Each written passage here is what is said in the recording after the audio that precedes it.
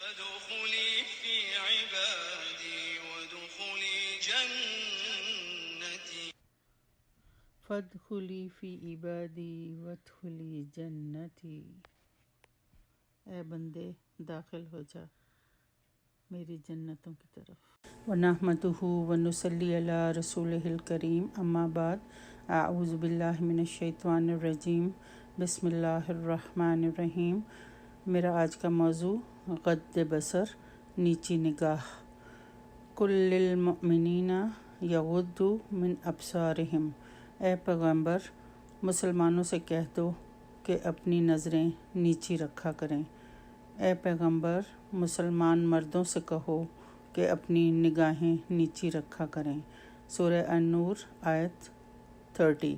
اس آیت میں مردوں کو نگاہیں نیچی رکھنے کا حکم دیا جا رہا ہے، اور آیت نمبر 31 میں ساتھ ہی عورتوں کو بھی یہی حکم دیا جا رہا ہے۔ وَقُل لِّلْمُؤْمِنَاتِ یغضضن من ابصارہن، اور مومن عورتوں سے بھی کہیے کہ وہ اپنی نگاہیں نیچی رکھا کریں۔ غض کے معنی ہیں کسی چیز کو کم کرنے، گھٹانے اور پست کرنے کے ہیں۔ غض بصر کا ترجمہ عام طور پر نگاہ نیچی کرنا یا رکھنا ہے۔ اس آیت میں نظر کی حفاظت کا حکم دیا جا رہا ہے۔ اس کا ہرگز یہ مطلب نہیں ہے کہ ہر وقت نگاہیں نیچی ہی رہیں، کہ چلتے ہوئے آپ کو راستہ بھی نظر نہ آئے، بلکہ یہاں پر غیر مرد اور غیر عورت پر نگاہ ڈالنے سے منع فرمایا جا رہا ہے۔ اتفاقاً نظر پڑ جانے کا کوئی گناہ نہیں ہے، مگر مسلسل دیکھتے رہنا اور نگاہ بھر کر دیکھنا منع ہے۔ جیسا کہ ایک دفعہ رسول اللہ صلی اللہ علیہ وآلہ وسلم نے سیدنا علی رضی اللہ تعالیٰ عنہ سے فرمایا تھا کہ پہلی بار کی نظر تجھے معاف ہے، یعنی اتفاقاً پڑ جائے لیکن بعد کی معاف نہیں۔ ترمذی۔ ایک بار آپ صلی اللہ علیہ وسلم نے یوں فرمایا کہ نظر بازی آنکھوں کا زنا ہے، یا آنکھوں کا زنا نظر بازی ہے۔ بخاری۔ حضرت جریر بن عبداللہ کہتے ہیں کہ میں نے نبی صلی اللہ علیہ وآلہ وسلم سے پوچھا، اچانک نگاہ پڑ جائے تو کیا کروں؟ فرمایا فوراً نگاہ پھیر لو یا نیچی کر لو۔ مسلم، احمد، ترمذی تینوں میں یہ حدیث آئی ہے۔ عبداللہ بن مسعود رضی اللہ تعالیٰ عنہ سے روایت ہے کہ حضور صلی اللہ علیہ وسلم نے فرمایا کہ اللہ تعالیٰ کا ارشاد ہے، نگاہ ابلیس کے زہریلے تیروں میں سے ایک تیر ہے۔ جو شخص مجھ سے ڈر کر نظر بازی کو چھوڑ دے گا، میں اس کے بدلے اسے ایسا ایمان دوں گا جس کی حلاوت وہ اپنے دل میں پائے گا۔ طبرانی۔ حضور صلی اللہ علیہ وآلہ وسلم نے فرمایا، جس مسلمان کی نگاہ کسی عورت کے حسن پر پڑے اور وہ نگاہ ہٹا لے تو اللہ اس کے عبادت میں لطف اور لذت پیدا کر دیتا ہے۔ مسند احمد۔ سہل بن سعد رضی اللہ تعالیٰ عنہ کہتے ہیں کہ ایک شخص نے دروازے کے سوراخ میں سے آپ صلی اللہ علیہ وسلم کے حجرے میں جھانکا۔ اس وقت آپ صلی اللہ علیہ وسلم کے ہاتھ میں خار پشت یعنی ایک لوہے کی سلائی تھی یا تیر کی انی تھی، جس سے آپ صلی اللہ علیہ وآلہ وسلم اپنا سر کھجلا رہے تھے۔ آپ صلی اللہ علیہ وسلم نے فرمایا، اگر مجھے معلوم ہو جاتا کہ تو جھانک رہا ہے تو میں تیری آنکھ پر مار کر اسے پھوڑ دیتا۔ استئذان یعنی اجازت لینے کا حکم تو نظر بازی کے فتنے کی وجہ سے ہی ہوا ہے۔ بخاری۔ نظر بازی زنا کا سب سے بڑا دروازہ ہے۔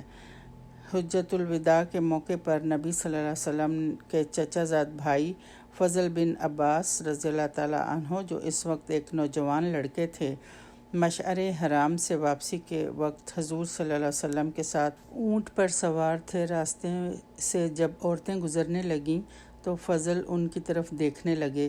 نبی صلی اللہ علیہ وآلہ وسلم نے ان کے منہ پر ہاتھ رکھا اور اسے دوسری طرف پھیر دیا۔ ابو داؤد۔ کچھ مواقع ایسے ہوتے ہیں کہ جس میں دیکھنے کی اجازت دی گئی ہے، جیسے کہ اگر کوئی شخص کسی سے نکاح کرنا چاہتا ہو تو اسے دیکھنے کی اجازت ہے، بلکہ ایسا کرنا مستحب ہے۔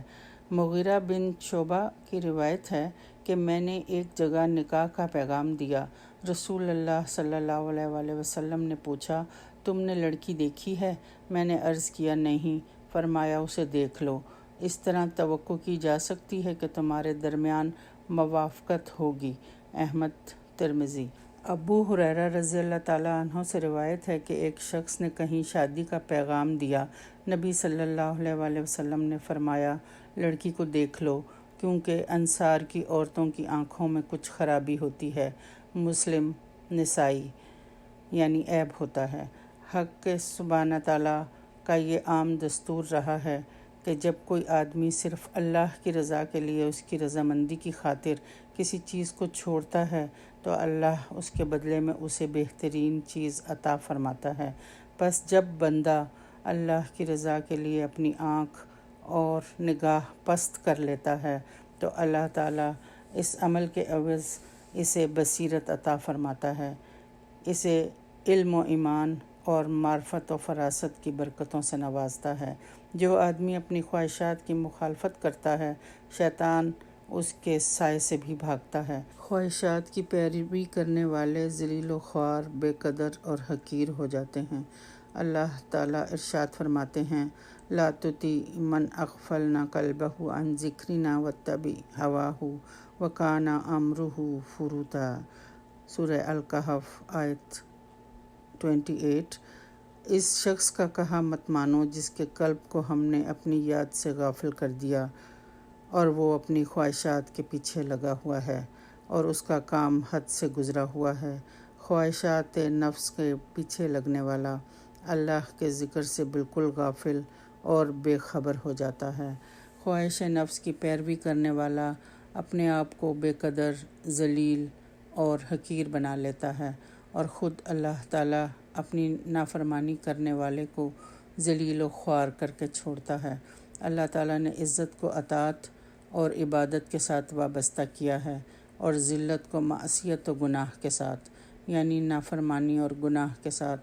وَلِلَّهِ الْعِزَّةُ وَلِرَسُولِهِ وَلِلْمُؤْمِنِينَ، سورہ المنافقون، آیت 8۔ اور عزت تو اللہ اور اس کے رسول اور ایمان والوں ہی کے لیے ہے۔ ایمان نام ہے قول و فعل کا اور ظاہری اور باطنی عمل کا۔ اس آیت میں جو غض بصر کا ذکر ہے، قرآن کا کوئی بھی حکم حکمت سے خالی نہیں ہے۔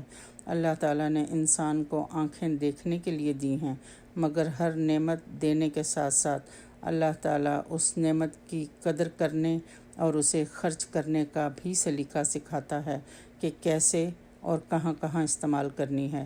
دراصل نگاہ ہی وہ پہلا راستہ ہے جو آپ کے دل میں ہلچل مچاتا ہے۔ آنکھ اور دل کے درمیان ایک ایسا سوراخ ہے، ایسا راستہ ہے جس کے ذریعے سے شیطان بآسانی دل پر جا کر مسلط ہو جاتا ہے، پھر انسان کو طرح طرح کی آرزوئیں، تمنائیں اور امیدیں دلاتا ہے اور پھر آہستہ آہستہ گناہوں کی آگ میں جھونک دیتا ہے۔ اس لیے دل کی صفائی کے لیے ضروری ہے کہ سب سے پہلے اپنی نظر کی حفاظت کی جائے۔ آپ صلی اللہ علیہ وسلم کا ارشاد ہے کہ آدمی اپنے تمام حواس سے زنا کرتا ہے۔ دیکھنا آنکھوں کا زنا ہے، لگاوٹ کی بات چیت زبان کا زنا ہے، آواز سے لذت لینا کانوں کا زنا ہے، اور ہاتھ لگانا اور ناجائز مقصد کے لیے چلنا ہاتھ پاؤں کا زنا ہے۔ بدکاری کی جب یہ ساری تمہیدیں پوری ہو چکتی ہیں تو شرمگاہیں یا تو اس کی تکمیل کر دیتی ہیں یا تکمیل کرنے سے رہ جاتی ہیں۔ بخاری، مسلم۔ نبی صلی اللہ علیہ وآلہ وسلم نے فرمایا، 3 طرح کی آنکھیں قیامت کے دن جہنم کی آگ کو نہ دیکھ سکیں گی۔ نمبر 1، وہ جو اللہ کے ڈر سے رو پڑیں۔ نمبر 2، وہ آنکھ جس نے اللہ کی راہ میں پہرا دیا۔ نمبر 3، وہ آنکھ جو حرام کردہ چیزوں پر جھک گئیں۔ اس لیے نظر کی حفاظت کیجیے، اس طرح آپ جہنم کی آگ سے بچ سکتے ہیں۔ اللہم طہر قلبی من النفاق وعملی من الریاء ولسانی من الکذب وعینی من الخیانت فإنک تعلم خائنۃ الأعین وما تخفی الصدور۔ اے اللہ میرے دل کو نفاق سے، میرے عمل کو ریا و نمود سے، اور میری زبان کو جھوٹ سے، اور میری آنکھ کو خیانت سے پاک کر دے، اور بے شک تو آنکھوں کی خیانت اور دلوں کی چھپی ہوئی باتوں کو جانتا ہے۔ آمین ثم آمین، وآخر دعوانا ان الحمد للہ رب العالمین۔